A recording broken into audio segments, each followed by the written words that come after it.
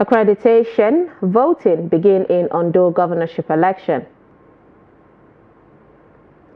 DSS officials arrest alleged vote buyer caught with 2 Ghana must go bags containing cash.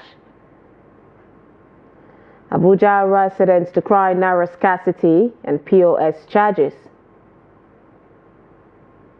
On the international scene, families gather at South African mineshaft where hundreds are feared stuck on the ground. Hello and welcome to Trust TV News Update. I am Sumaya Abubakar. Thank you for joining us and the details. Now, accreditation and voting are underway in the Ondo governorship election, which is holding in 18 local government areas of the southwest state.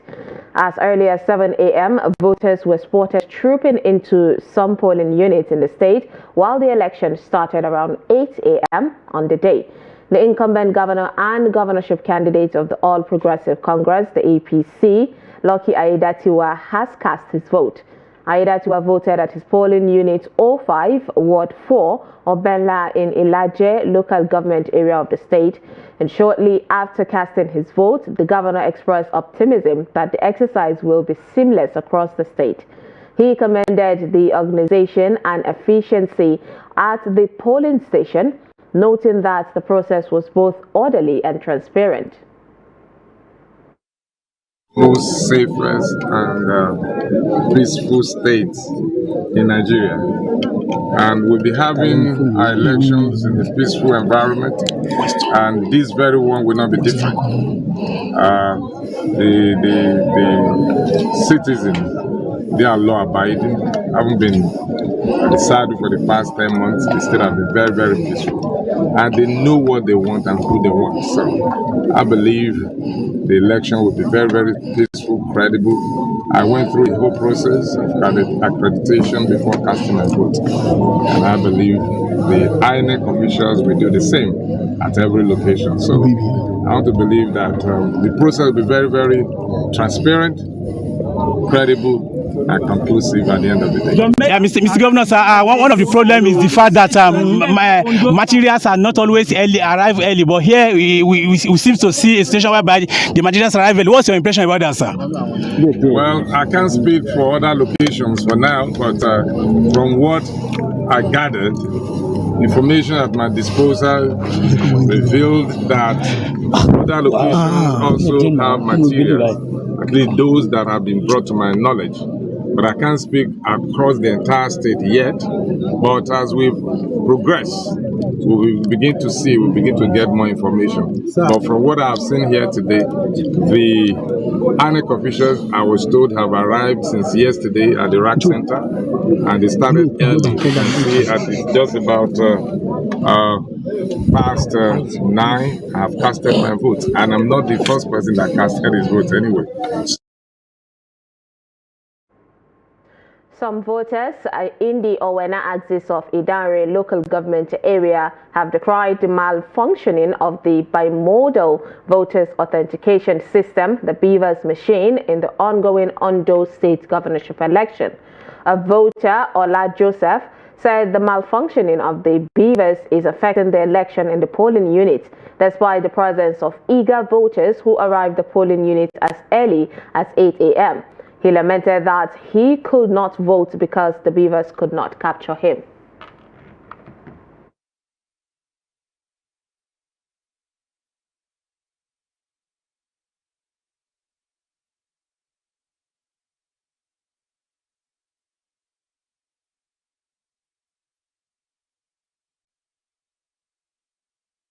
The network is not functioning here. There have been disturbance for network here. We don't know what is happening. And in Unit 6, Ward 10 at Owena Road. So even my boys here have even sent the data to them. And yet they are still complaining. We don't know what to do. They are breaking for about 2 hours now. So the thing is not moving. And the voters are ready to vote. And there is no network. What can we do? Thank you. Meanwhile, the deputy governorship candidate of the People's Democratic Party, the PDP, Festus Akingbaso, has accused the All Progressive Congress, the APC, of importing armed thugs to cause mayhem and unrest in the state during Saturday's election. Akingbaso, who spoke with journalists at Alade Idare in Idare local government area shortly after casting his vote, alleged that PDP stakeholders have been chased out of their residence by thugs who have been mobilized to disrupt the process in some parts of the local government. He also claimed that hoodlums were brought under an arrangement to compromise the security forces to aid the manipulation of the electoral process. Akingbaso called on the security agencies to stop any attempt by the suspected hoodlums to disrupt the polls. However, some stalwarts of the All Progressive Congress refuted the claim, stating that the exercise was well coordinated and commended the electoral umpire for its efficiency, especially as observed in the local government area. There's an incident happened at Ofushun. They deliberately moved to somebody's house and break the house in order to chase the man out so that he will not have confidence to vote. And that happened at Ofushun. So I hope that it won't be more than that, because according to what they have been saying, they said that they won't allow anybody to come out and vote. And most especially in the villages, because they know that the people in the village, they're always scared. So I hope they will still maintain the peace, but we already know that they have occupied everywhere. Since yesterday, APC have brought a lot of thugs with food, with buses. They came in with different buses. As far as I am concerned, no touch around, no thug around. You can see yourself. Did you see any thug around now? Did you see anybody holding gun or holding cutlasses? So whoever has said that, maybe I've gotten that plan and try to unleash terror on others. I don't know. INEC has performed beautifully well this time around. The security architecture is superb. You can see we have about 4 regular policemen, 2 civil defense officers, and other officers around. Then we have been visited by other law enforcement agents within it. So our people are okay. And we can see the military. They are down there, at least to forestall any breakdown of law and order. And that has made people to come out. The Deputy Inspector General of Police in charge of Ondo election, DIG Sir Alabi, says so far the election is being conducted in a peaceful atmosphere. DIG Alabi stated this in an interview with journalists while monitoring the exercise in the polling units along Akure South, North, and other local government areas of the state. According to him, the deployment of the 22,293 personnel for the election is just to provide adequate security for both election officers, voters, and observers. DIG Alabi maintained that with the reinforcement of security measures, he is confident of a peaceful exercise even till the end of the election. I mean, we don't expect them to form any trouble, because if anybody tries that, he asks us to contend with, we will not allow it to happen. That's the reason why you have seen, the deployment here. We don't want, anybody to truncate the electoral process. I've already given the advice I want to give to them. For them to be alert to their responsibility. They are here to protect the INEC officials, the vote cast, for it to be properly counted. That's the essence of them being posted here, to maintain law and order, to ensure that there is peace, conducive atmosphere for people to come out and exercise their civic rights. Officials of the Department of State Services, the DSS, have arrested a suspected vote buyer at the ongoing Ondo governorship election. The suspect was captured with 2 bags of money, which are suspected to be for the inducement of voters in the election. He was arrested at Ward 4, polling unit 007, outside St. Stephen's Primary School, Akure, Ondo State, around 9 a.m. on election day. Yes. The boot is there.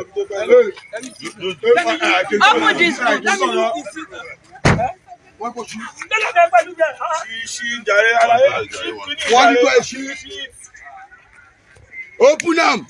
Open the boot. Wọ́n ní ká ṣe ọ̀fẹ́ dáhùn ní kí ló dábàá dáhùn àpò aṣọ létí ẹ o. Open the boot. Open the boot. Open the boot. Open the boot. We are not saying you want to go. Open the boot now. Let's go. Open the boot. Open the boot. Bàbá aṣọ létí ẹ kò ní ṣí. Open the boot. Báyọ̀ kọ́ báyọ̀. What's the car? Give me the key. Give me the key. We take slap now. 1, 2, 3. Are you doing it or not? Are you doing it or not? Yes. Open it for me. Open it. Move back. Move back. Open this boot. Open it from inside. Open this back. Hey, open. You want to close it? Open the back.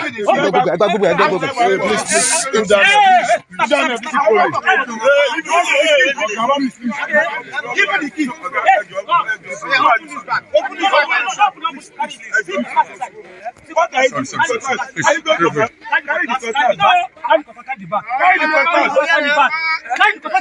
I will not talk again.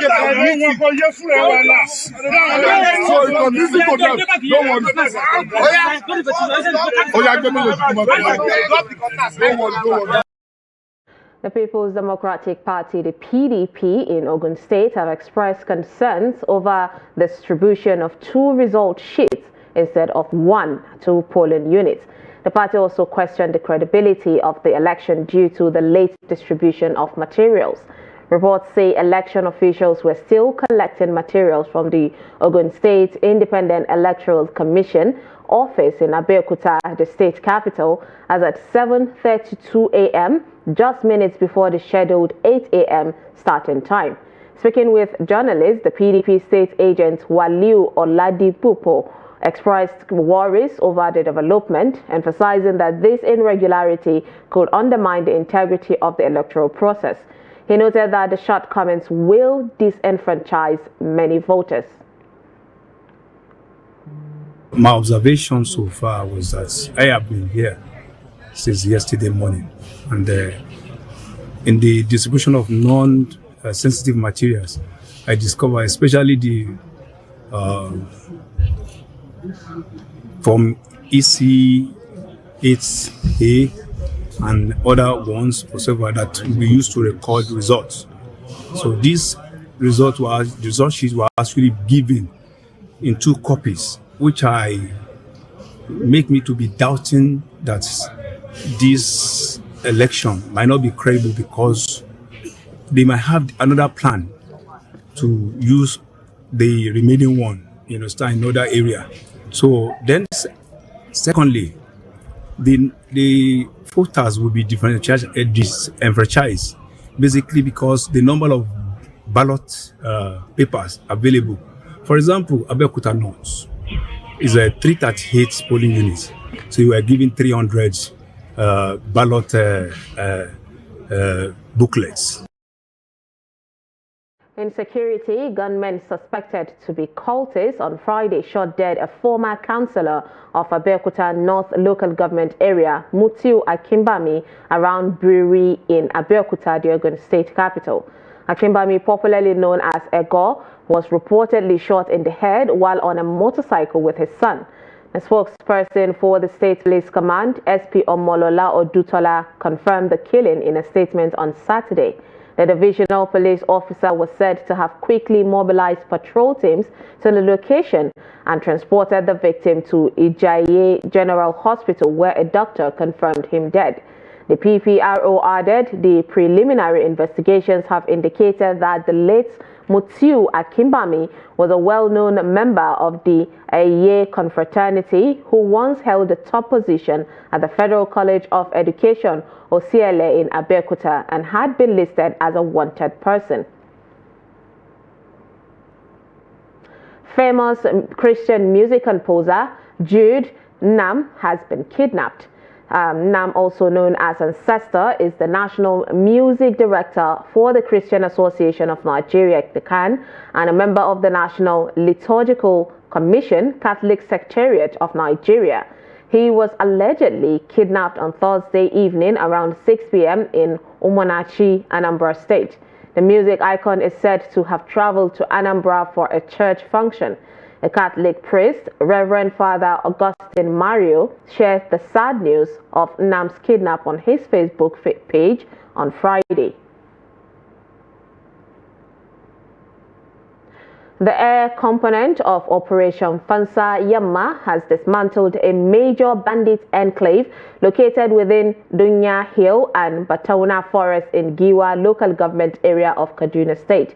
The Director of Public Relations and Information, Nigerian Air Force, Air Commodore Olushola Akinboyewa, made this known in a statement on Saturday in Abuja.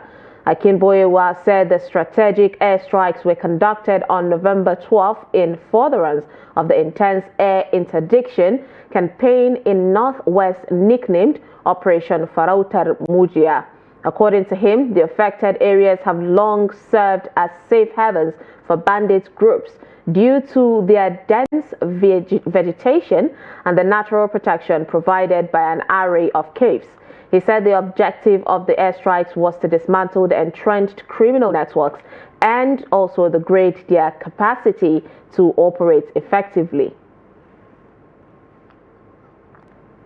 Now moving on, after 12 years in banking, Lawal Suleiman Saulawa traded the corporate world for the canvas, embracing a life of creativity and self-reliance. Now, a self-taught artist based in Kaduna, the Katsina-born former banker has found not just a livelihood, but a deep sense of fulfillment in transforming his God-given talent into a thriving career. This is the inspiring journey of a man who turned his passion for art into a masterpiece of personal and professional success. Now, Trust TV's Bello Musa has more on the story. For Lawal Suleiman, art has been a lifelong passion, a talent he nurtured from childhood.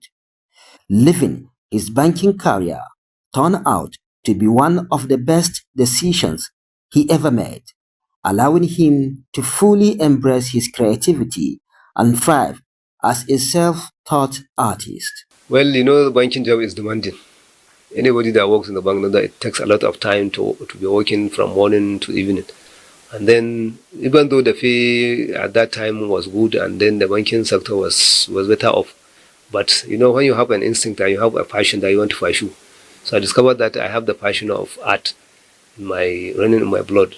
Despite cultural and religious expectations, Lawal Suleiman has successfully found a balance, blending his creative pursuit with his values and beliefs. Being an artist and also a Hausaman, you know, the challenges are especially part of religion. You know, in the religion, especially the religion of Islam, it's not allowed to be, you are not allowed to be painting, I mean, I can say doing sculpture or whatever. So like my own art, I don't engage into sculpture. Rather, I do some portraits, not portrait per se. If there are some images I'm painting, I normally do them in abstract form, which they don't give a proper image perspective.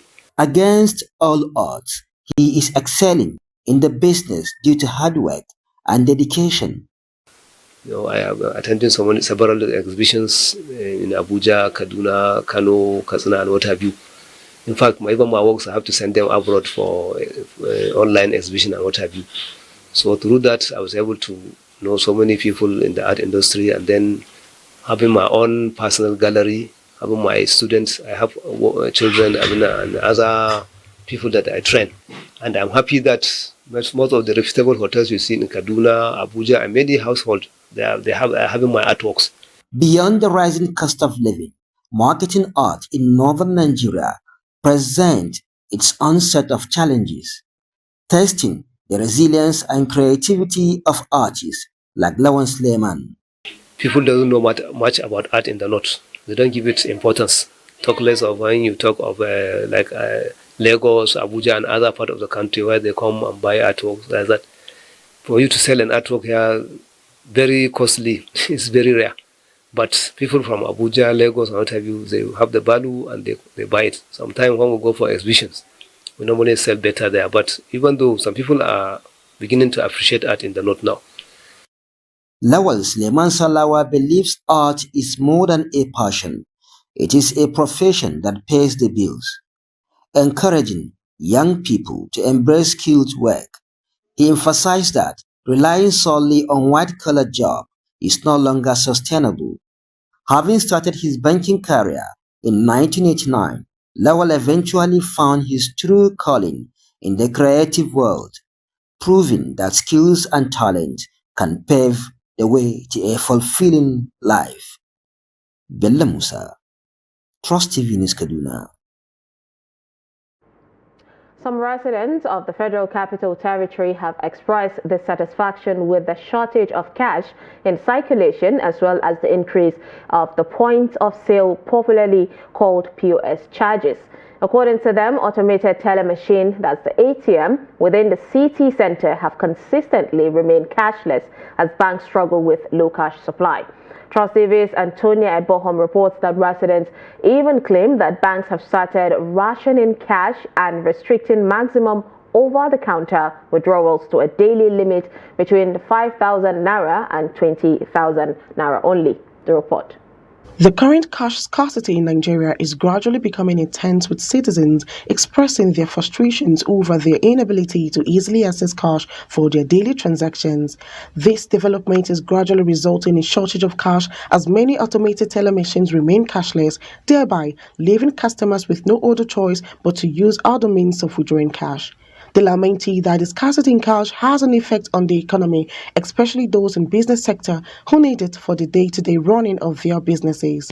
According to them, most persons have money in their banks but cannot have access to it. Actually, of a big fact, it can affect the economy because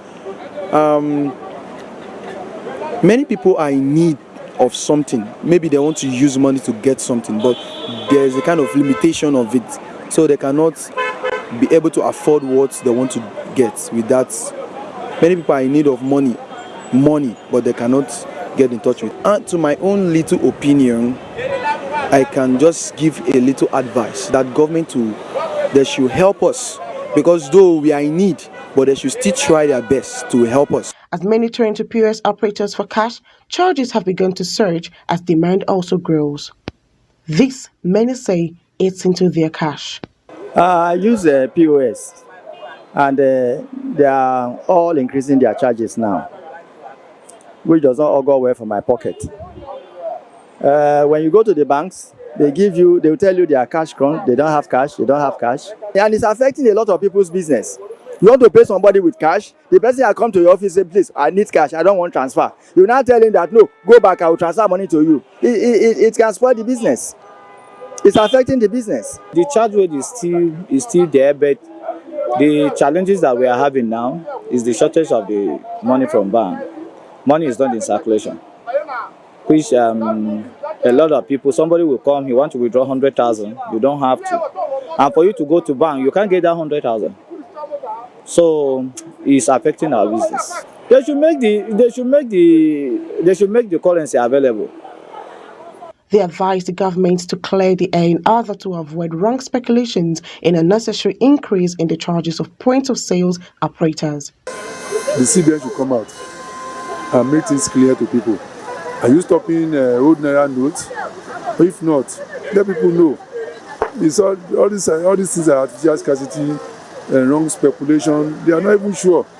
And that's why you see POS operators, they will start charging more. So, I mean, they should come out clearly and let people know what's really going on. I think the Central Bank of Nigeria is the regulatory authority for, for commercial banks in Nigeria. I think they have to call the bank managers. They have to address them. I think that issue, because when you talk about liquidity, it enables business to be run easily. We're talking about ease of doing business. Why I understand that, this cashless policy is a welcome development. But there are some cases, there are places where you also want to spend cash. They want the government to take immediate measures to ensure that cash flows across the country. On the international scene, desperate relatives of possibly hundreds of illegal miners stuck underground in a disused mine shaft in South Africa waited outside the site on Friday in the hope that their loved ones will emerge safely. The miners are in a standoff with police who have blocked their supplies of food and water to force them out and arrest them for illegal entering the abandoned mine in search of leftover gold, a common problem in South Africa. More than 1,000 illegal miners have already resurfaced in recent weeks as the police have cracked down, and at least one dead body has been brought up. Hundreds are believed to be still underground. Now, it was unclear if those remaining in the mine is Stilfontein, Northwest Province, while unwilling or unable to get out of the shaft, which descends vertically for more than 2 kilometers underground. Now, Police Minister Senzo Muchunu, who visited the site on Friday, said authorities would work together to get them out. A cabinet minister had previously said the government will not send help because they were criminals. And with that, we've come to the end of News Update on Trust TV. Do not forget to follow us across all our social media platforms and join our YouTube live stream for more news programs and documentaries. I am Sumaya Abubakar. Thanks for watching.